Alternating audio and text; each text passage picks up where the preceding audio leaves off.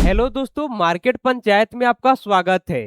क्या आपने कभी सोचा है, अगर दुनिया का सबसे बड़ा स्टॉक मार्केट इंडिया बन जाए तो क्या होगा। एक तरफ है अमेरिका, जो दर्शकों से ग्लोबल स्टार मार्केट का बादशाह है, और दूसरी तरफ है इंडिया, जो तेजी से सबसे बड़ी इकोनॉमिक्स में शामिल हो रहा है। तो सवाल यह है, इंडिया वर्सेस यूएसए, अगला ग्लोबल स्टॉक मार्केट का पावर हाउस कौन बनेगा। तो आज की इस वीडियो में हम इसी सवाल का जवाब ढूंढेंगे, नंबर से, डाटा से और पूरे कंपैरिजन के साथ ढूंढेंगे। तो वीडियो के इन तक देखिएगा, क्योंकि लास्ट में मैं आपको एक इंटरेस्टिंग पॉइंट बताने वाला हूं, जो आपको शायद ही पता होगा। तो चलिए शुरू करते हैं। इस वीडियो में हम क्या क्या कवर करेंगे, पहले वो देखते हैं। देखिए, पहला है दोनों बाजार में अंतर क्या है, दोनों मार्केट में डिफरेंस देखेंगे। और दूसरा है कहाँ ज्यादा रिटर्न मिलता है, किस मार्केट में सबसे ज्यादा रिटर्न मिलता है। और तीसरा पॉइंट, कहाँ ज्यादा रिस्क है।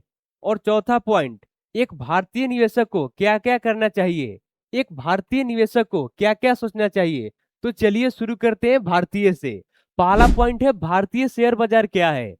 सबसे पहले बात करते हैं इंडियन स्टॉक मार्केट की। देखिए, इंडिया में दो मेन स्टॉक एक्सचेंज है। पहला एनएससी, नेशनल स्टॉक एक्सचेंज, और दूसरा है बीएसई, बॉम्बे स्टॉक एक्सचेंज।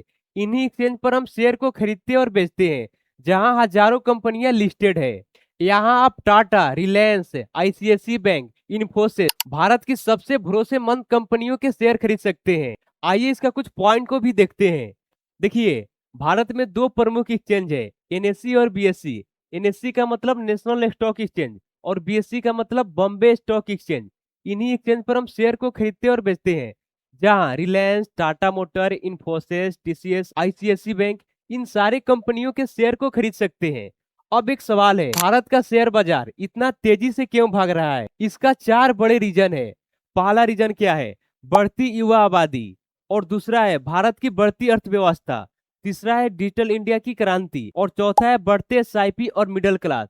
इसी वजह से भारत दुनिया की सबसे तेज उभरती हुई इकोनॉमिक्स बना है। अब बात करते हैं अमेरिकन स्टॉक मार्केट की। यहाँ भी दो बड़े स्टॉक एक्सचेंज है। पहला है एनवाईएससी, न्यूयॉर्क स्टॉक एक्सचेंज, और दूसरा है नास्क्यू। जब आप अमेरिका के कंपनी में निवेश करते हो, तो आप किसी एक देश में नहीं, बल्कि दुनिया की सबसे बड़ी कंपनी में निवेश करते हो, जैसे एप्पल, माइक्रोसॉफ्ट, गूगल, टेस्ला। इन सोचिए, जिस आईफोन का आप इस्तेमाल करते हैं या गूगल पर सर्च करते हैं, उस कंपनी का मुनाफा का हिस्सा सीधे आपके जेब में आए तो कैसा रहेगा। अब देखते हैं अमेरिका किन सेक्टरों में सबसे आगे है। पहला है आर्टिफिशियल इंटेलिजेंस यानी एआई, दूसरा है क्लाउड कंप्यूटिंग, और तीसरा है सेमीकंडक्टर, चौथा है टेक्नोलॉजी और इन्वेशन। यानी सीधा बात कहे तो आपका फ्यूचर का टेक्नोलॉजी अमेरिका के हाथ में है। अब अगला टॉपिक है मार्केट साइज।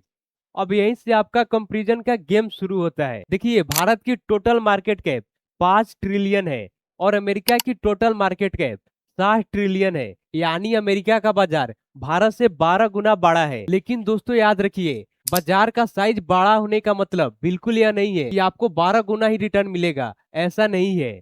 अब अगला टॉपिक है ग्रोथ की तुलना। अब बात करें ग्रोथ की, तो यहाँ बाजी मारता है अपना भारत।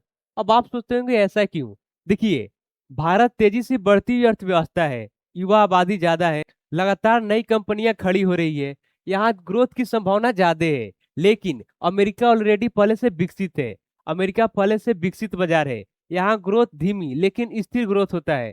यहाँ ग्रोथ धीमी होती है क्योंकि ऑलरेडी वो विकसित कर चुका है। भारत अभी विकासशील है, विकसित नहीं हुआ है। इसलिए भारत की अर्थव्यवस्था तेजी से बढ़ रही है। अगला टॉपिक है स्थिरता यानी स्टेबिलिटी। स्टेबिलिटी के मामले में अमेरिका यहाँ जीत जाता है।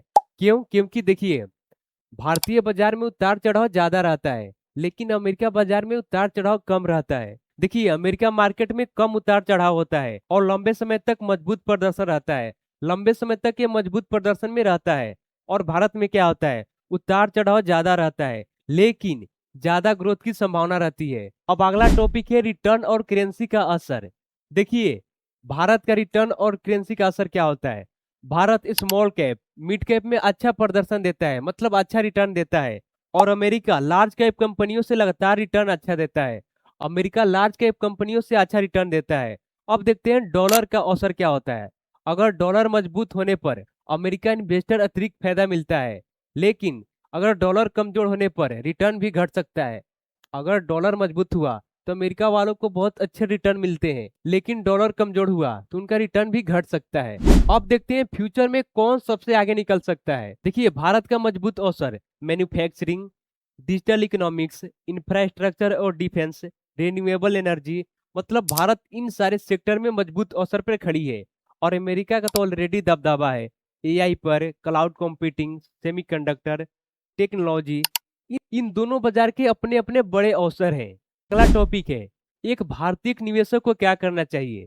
देखिए, अगर एक एवरेज इन्वेस्टर अपने पोर्टफोलियो बनाता है तो उसको कैसे डिवाइड करना चाहिए। देखिए, 70% इंडियन स्टॉक मार्केट में और 30% यूएसए स्टॉक मार्केट में निवेश करें। इससे क्या होगा, 70% नई उभरती हुई कंपनी जो तेजी से बढ़ रही है उसमें आप निवेश किए, और 30% जो सबसे दुनिया की बड़ी कंपनी है उसमें आप निवेश किए। अब जानते हैं डिसीजन क्या आया, निष्कर्ष क्या आया। देखिए, अगर आपको तेजी से बढ़ती हुई अर्थव्यवस्था में निवेश करना चाहते हैं तो भारत समदार विकल्प है।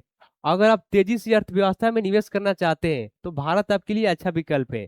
लेकिन दुनिया की सबसे बड़ी टेक कंपनियां में निवेश करना चाहते हैं तो अमेरिका आपके लिए बेहतरीन विकल्प रहेगा। दुनिया की सबसे बड़ी टेक कंपनियां में निवेश करना चाहते हैं तो अमेरिका आपके लिए अच्छा विकल्प रहेगा। सबसे समझदारी फैसला डिवर्सिफिकेशन, यानी दोनों बाजार में संतुलन निवेश है। तो दोस्तों, आपको कौन सा बाजार अच्छा लगा, यूएसए या इंडिया? कमेंट में जरूर बताइएगा। अगर आपको वीडियो अच्छी लगी तो वीडियो के लाइक करें और चैनल को सब्सक्राइब जरूर करें।